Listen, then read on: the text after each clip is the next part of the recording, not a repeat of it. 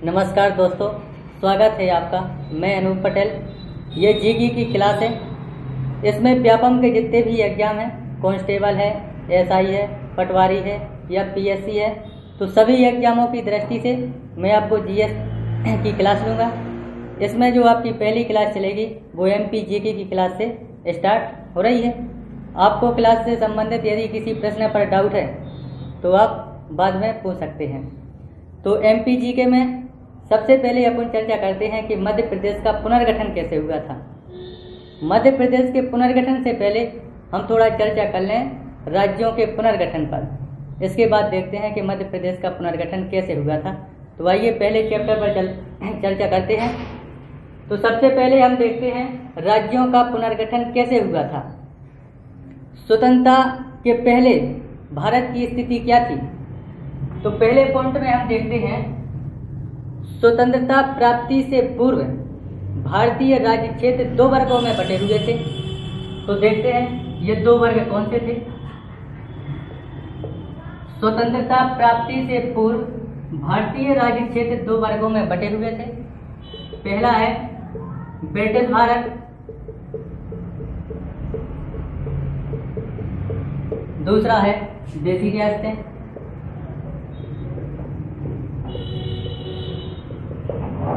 अब देखते हैं कि ये ब्रिटिश भारत क्या है। ब्रिटिश भारत ये ऐसा भारत है जहां पर अंग्रेजों का शासन था, जहां पर अंग्रेजों का शासन था। देसी रियासतें ये ऐसा भारत था जहां पर किसी राजा या रानी का शासन था। तो हमने देखा स्वतंत्रता से पहले भारत दो वर्गों में बटा हुआ था।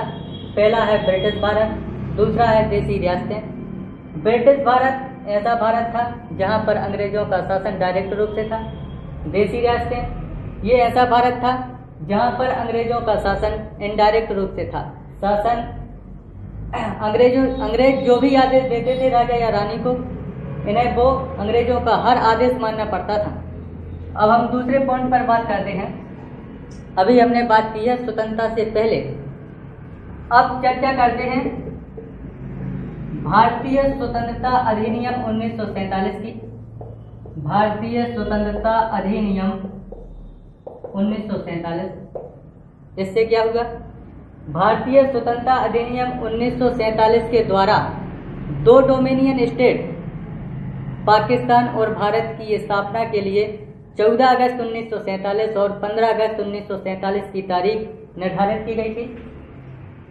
तो दो डोमिनियन स्टेट की स्थापना की गई। भारतीय स्वतंत्रता अधिनियम 1947 के द्वारा दो डोमिनियन स्टेट की स्थापना की गई थी। इनमें पहला डोमिनियन स्टेट था भारत, दूसरा था पाकिस्तान। पाकिस्तान की स्थापना के लिए इसमें 14 अगस्त 1947 की तारीख निर्धारित की गई थी और भारत की स्थापना के लिए 15 अगस्त 1947 की तारीख निर्धारित की गई थी। यही कारण है कि पाकिस्तान में स्वतंत्रता दिवस एक दिन पहले 14 अगस्त 1947 को मनाया जाता। भारत में स्वतंत्रता दिवस एक दिन बाद 15 अगस्त 1947 को मनाया जाता है। जब भारतीय स्वतंत्रता अधिनियम 1947 भारत आया तब इस समय लगभग 600 देसी रियासतें थीं। 600 देसी रियासतें थीं। इन 600 देसी रियासतों में आपकी 552 रियासतें भारत में शामिल हो गई। शेष रियासतें आपकी पाकिस्तान में चली गई। शेष रियासतें पाकिस्तान में चली गई। 552 रियासतों में 549 रियासतें आसानी से शामिल हो गई थी। 552 रियासतों में 549 रियासतें भारत में आसानी से शामिल हो गई थी। 3 रियासतें जो ना भारत में शामिल होना चाहती थी और ना पाकिस्तान में शामिल होना चाहती थी, वो अपना स्वतंत्र अस्तित्व बनाए रहना चाहती थी। बाद में इन 3 रियासतों पर चर्चा हो जाए। कौन कौन सी थी ये 3 रियासतें। तो ये 3 रियासतें हैं आपकी जूनागढ़, पहली है जूनागढ़ रियासत। इधर से प्रश्न बनता है, जूनागढ़ रियासत को किस आधार पर भारत में मिलाया गया था? तो जूनागढ़ रियासत को जनमत संग्रह के आधार पर भारत में मिलाया गया था। ये जनमत संग्रह क्या होता है? जनता का मत लिया गया था, यह जनता से राय ली गई थी कि आपको भारत के साथ रहना है। यह जूनागढ़, तो जनता ने भारत के मत में मतदान किया। इस प्रकार जनमत संग्रह के आधार पर जूनागढ़ को भारत में मिला लिया गया। जूनागढ़ 1948 तक एक स्वतंत्र रियासत रही थी। 1948 में इसका भारत में विलय किया।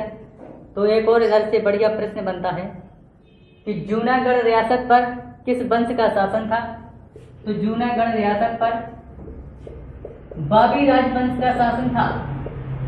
बाबी राजवंश का शासन था। 1948 में जूनागढ़ रियासत का जब भारत में विलय किया तो विलय के समय जूनागढ़ का शासक कौन था?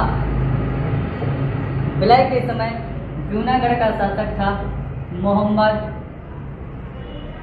महावर खान जी तृतीय।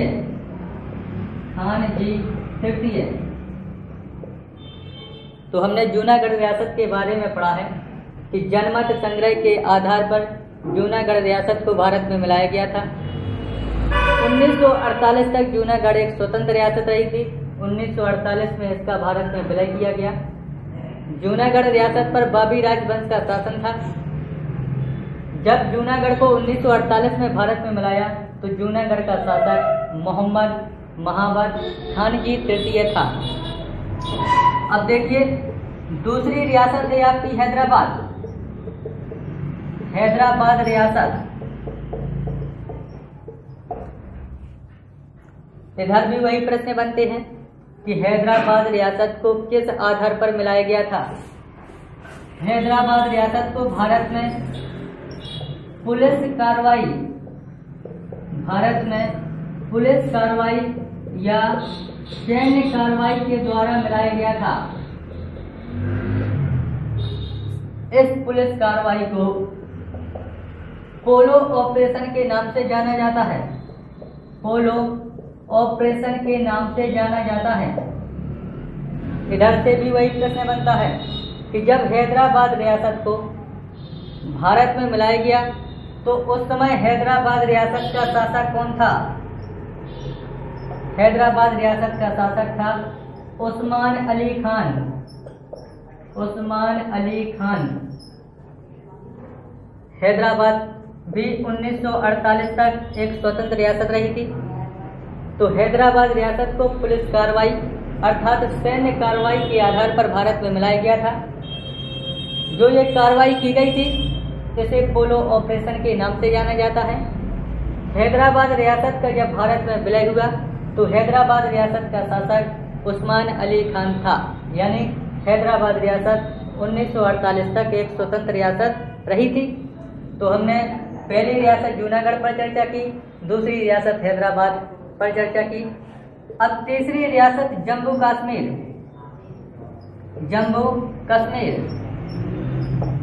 इधर भी वही प्रश्न बनता कि जम्मू कश्मीर रियासत को किस आधार पर भारत में मिलाया गया था?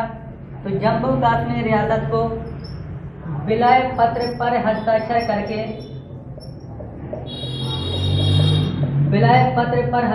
करके भारत में मिलाया गया था।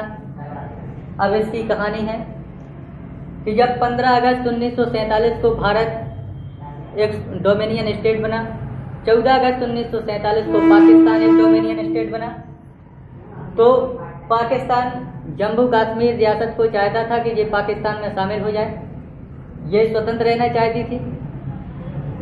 जब पाकिस्तान के कबायलियों ने जम्मू कश्मीर पर हमला कर दिया तो जम्मू कश्मीर के राजा हरि सिंह भारत सरकार के पास आए कि आप हमारी मदद कीजिए। भारत सरकार ने इनसे अनुरोध किया कि आप जम्मू कश्मीर का भारत में विलय कर दो, हम तभी आपकी मदद कर सकते हैं। तो मजबूरन होकर जम्मू कश्मीर के राजा हरि सिंह ने 26 अक्टूबर 1947 ईस्वी को 26 अक्टूबर 1947 ईस्वी में विलय पत्र पर हस्ताक्षर कर दिए थे। इस प्रकार जम्मू कश्मीर रियासत को विलय पत्र के आधार पर हमने भारत में मिला लिया था। तो हमने ये देखा है कि 600 रियासतों में 549 रियासतें आसानी से शामिल हो गई थी। जो शेष 3 रियासतें थी उन पर हमने चर्चा की है। पहली जूनागढ़ रियासत, जिसे जनमत संग्रह के आधार पर मिलाया गया था। दूसरी हैदराबाद रियासत, जिसे पुलिस कार्रवाई के द्वारा मिलाया गया था। तीसरी जम्मू कश्मीर रियासत, जिसे विलय पत्र पर हस्ताक्षर करके हमने भारत में मिलाया। तो इस प्रकार भारत में 552 देशी रियासतें थीं। हमने 2 पॉइंटों पर चर्चा की कि स्वतंत्रता के पहले भारत की क्या कंडीशन थी। भारत 2 वर्गों में बटा हुआ था, देशी भारत और ब्रिटिश भारत और देशी रियासतें। स्वतंत्रता के समय हमने भारत की स्थिति देखी। अब तीसरा पॉइंट है स्वतंत्रता के बाद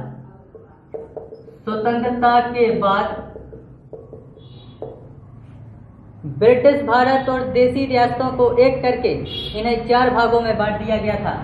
स्वतंत्रता के बाद ब्रिटिश भारत और देशी रियासतों को एक करके ब्रिटिश भारत और देशी रियासतों को एक करके इन्हें 4 भागों में बांट दिया गया था। अब देखो ये 4 भाग क्या हैं। भाग ए, भाग बी, भाग सी, भाग डी। तो स्वतंत्रता के बाद ब्रिटिश भारत और देशी रियासतों को एक करके इन्हें 4 भागों में बांट दिया गया था।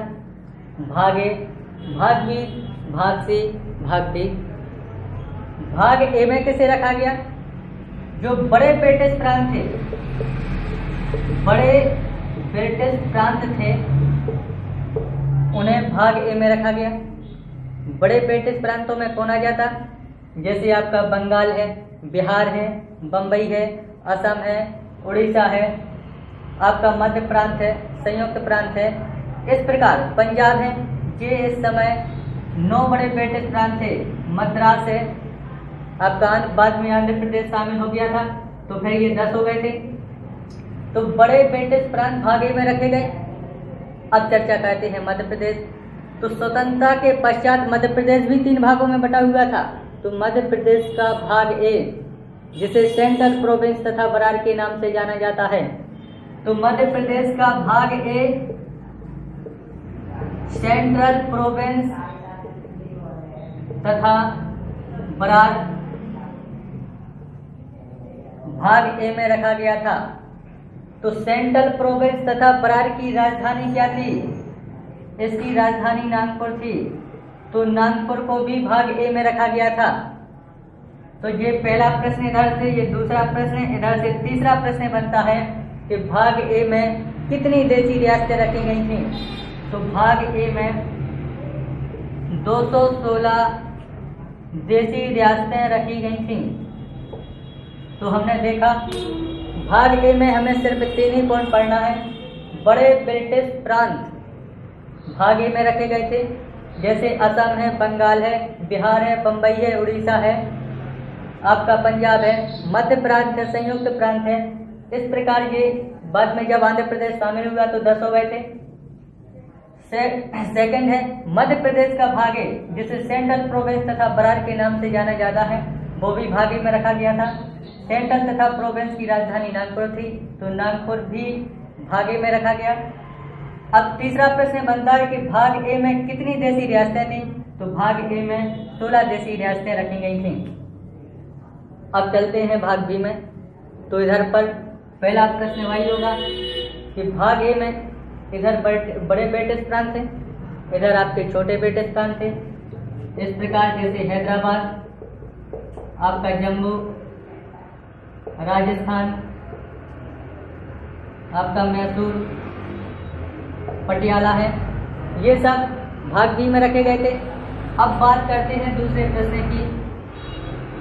मध्य प्रदेश का भाग बी, जिसे मध्य भारत के नाम से जाना जाता है, तो मध्य भारत को प्रश्न बनेगा कि मध्य भारत को किस भाग में रखा गया था। मध्य भारत को भाग बी में रखा गया था। आपको पता होगा कि इस मध्य भारत की दो राजधानियां हुआ करती थी। एक राजधानी थी इंदौर और दूसरी राजधानी थी ग्वालियर। तो यानी इंदौर और ग्वालियर वाला भाग बी में था। इधर से तीसरा प्रश्न बनता है कि भाग बी में कितनी रियासतें थी। तो आपके भाग ए में 216 देशी रियासतें थी। भाग बी में 275 देशी रियासतें रखी गई थी। 275 देशी रियासतें रखी गई थी। अब चर्चा करते हैं भाग सी। भाग सी में किसे रखा गया था। भाग सी में जैसे आपका दिल्ली है, दुर्ग है और अजमेर है, आपका त्रिपुरा है, मणिपुर है, हिमाचल प्रदेश है। ये तो हो गई भारत की बात। अब मध्य प्रदेश की बात करें तो मध्य प्रदेश का भाग सी, मध्य प्रदेश का भाग सी, जिसे हम विंध्य प्रदेश के नाम से जानते हैं, तो विंध्य प्रदेश को भाग सी में रखा गया था। अब विंध्य प्रदेश की राजधानी क्या थी। विंध्य प्रदेश की राजधानी रीवा थी। तो रीवा भी भाग सी का भाग था। अब भोपाल पार्ट सी का हिस्सा हुआ करता था, तो भोपाल को भी पार्ट सी में रखा गया। तो इस प्रकार हमने भाग ए, भाग बी, भाग सी को समझा। अब हम चर्चा करते हैं भाग डी पर। तो भाग डी में केंद्र शासित प्रदेश अंडमान निकोबार द्वीप समूह को रखा गया था। अंडमान निकोबार द्वीप समूह को भाग डी में रखा गया था। इस प्रकार देखते हैं कि स्वतंत्रता के बाद ब्रिटिश भारत और देशी रियासतों को पहले एक किया, फिर इन्हें 4 भागों में बांट दिया। भाग ए, भाग बी, भाग सी, भाग डी। भाग ए में हमने देखा कि बड़े ब्रिटिश प्रांत हैं। मध्य प्रदेश का भाग ए, जिसे सेंट्रल प्रोविंस तथा बराड़ के नाम से जाना जाता, उसे भाग ए में रखा गया। इसकी राजधानी नागपुर हुआ करती थी। भाग ए में 216 देशी रियासतें। इसी प्रकार भाग बी को देखते हैं। छोटे ब्रिटिश प्रांत जैसे हैदराबाद, जम्मू, राजस्थान, मैसूर, पटियाला, आपका ये भाग बी में। मध्य प्रदेश के भाग बी यानी मध्य भारत की बात करते हैं, तो इसे भाग बी में मध्य भारत की 2 राजधानी हुआ करती थी, इंदौर और ग्वालियर। भाग बी में 275 देशी रियासतों को रखा गया था। इसी प्रकार भाग सी है आपका, भाग डी है। तो हमने ये देखा कि 4 भागों में भारत बटा हुआ था स्वतंत्रता के पश्चात। इधर से बहुत अच्छे 2 प्रश्न बनते हैं कि स्वतंत्रता के बाद भारत का जो वर्गीकरण किया गया था, ये प्रशासनिक दृष्टि के आधार पर किया गया था या भाषाई आधार पर। तो ये विभाजन प्रशासनिक दृष्टि को देखकर किया गया था, ताकि हमारा प्रशासन सुचारू रूप से चल सके।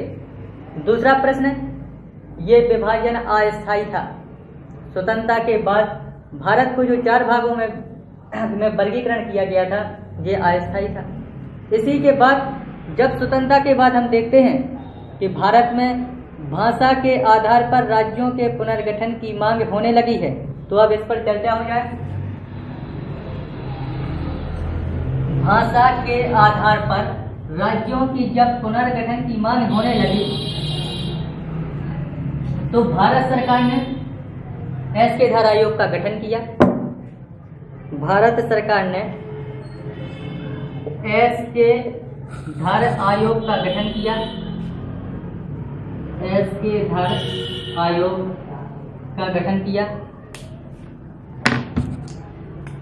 आपको भाषा के आधार पर राज्यों का पुनर्गठन सही है या नहीं है। इस आधार पर 3 आयोग आपको पढ़ना है। एसके धर आयोग, दूसरा पढ़ेंगे आप JVP समिति, तीसरा पढ़ेंगे आप राज्य पुनर्गठन आयोग या फजल अली आयोग। हर आयोग के बारे में आपको 5 से 6 प्रश्न पढ़ना है। तो पहले चर्चा हो जाए एसके धर आयोग। इधर प्रश्न क्या बनेगा? पहला, एसके धर आयोग की नियुक्ति किसने की थी? एसके धर आयोग की नियुक्ति किसने की थी? एसके धर आयोग की नियुक्ति किसने की थी? तो इसका उत्तर होगा संविधान सभा के अध्यक्ष, संविधान सभा के अध्यक्ष डॉक्टर राजेंद्र प्रसाद ने, डॉक्टर राजेंद्र प्रसाद ने, संविधान सभा के अध्यक्ष डॉक्टर राजेंद्र प्रसाद ने एसके धर आयोग की नियुक्ति की थी। इधर दूसरा प्रश्न बनता है कि एसके धर आयोग का गठन कब किया गया था? एसके धर आयोग का गठन कब किया गया था? तो इसका उत्तर है जून 1948 में एसके धर आयोग का गठन किया गया था। इधर तीसरा प्रश्न बनता है कि इस आयोग में सदस्य कितने थे? तो इस आयोग में 4 सदस्य थे। इधर चौथा प्रश्न बनता है कि इसके अध्यक्ष कौन थे? एसके धर आयोग के अध्यक्ष कौन थे? एसके धर आयोग के अध्यक्ष एसके धर ही थे, जो इलाहाबाद हाई कोर्ट के रिटायर्ड न्यायाधीश थे।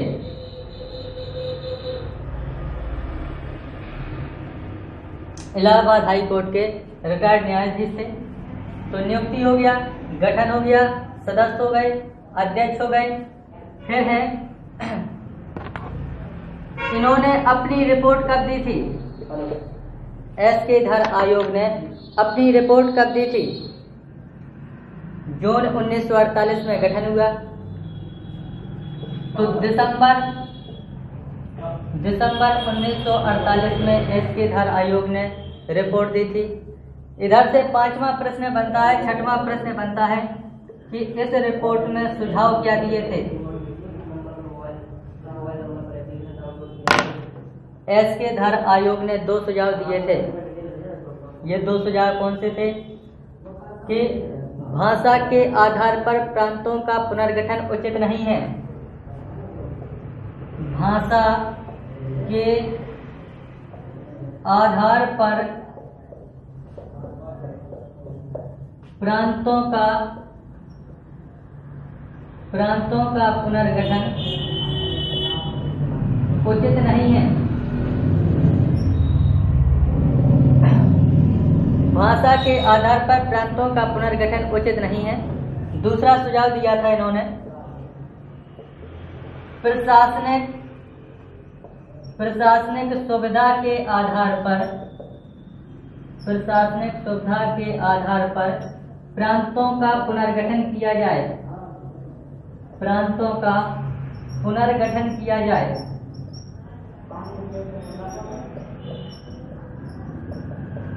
ये है। तो इधर हम एक पॉइंट और पढ़ लेते हैं। एक हम पॉइंट पढ़ लेते हैं उद्देश्य के बारे में कि एसके धर आयोग का उद्देश्य क्या था। इसका उद्देश्य यही था कि भाषा के आधार पर प्रांतों का पुनर्गठन, भाषाई आधार पर प्रांतों का पुनर्गठन। देखते हैं एसके धर आयोग नियुक्ति संविधान सभा के अध्यक्ष डॉक्टर राजेंद्र प्रसाद द्वारा। उद्देश्य भाषाई आधार पर प्रांतों का पुनर्गठन। गठन जून 1948। सदस्य 4। अध्यक्ष एसके धर, जो इलाहाबाद हाई कोर्ट के रिटायर्ड न्यायाधीश थे। रिपोर्ट दिसंबर 1948। रिपोर्ट में सुझाव क्या दिए? इन्होंने 2 सुझाव दिए थे। भाषा के आधार पर प्रांतों का पुनर्गठन उचित नहीं है। प्रशासनिक सुविधा के आधार पर प्रांतों का पुनर्गठन किया जाए। तो जब एसके धर आयोग का सुझाव आया तो जो भाषा के आधार पर प्रांतों के पुनर्गठन का आंदोलन चल रहा था वो और अधिक तीव्र हो गया। इस आंदोलन के समाधान के लिए भारत सरकार ने जेवीपी समिति का गठन किया। तो अब देखो जेवीपी समिति क्या है। आज के लिए इतना काफ़ी है। कल जो अपनी अगली क्लास होगी उसमें जेवीपी समिति और राज्य पुनर्गठन आयोग यानी कि फजल अली आयोग पर चर्चा होगी अपनी। इससे संबंधित जो भी आपको डाउट हो कमेंट करके उसको आप पूछ लीजिएगा। Thank you.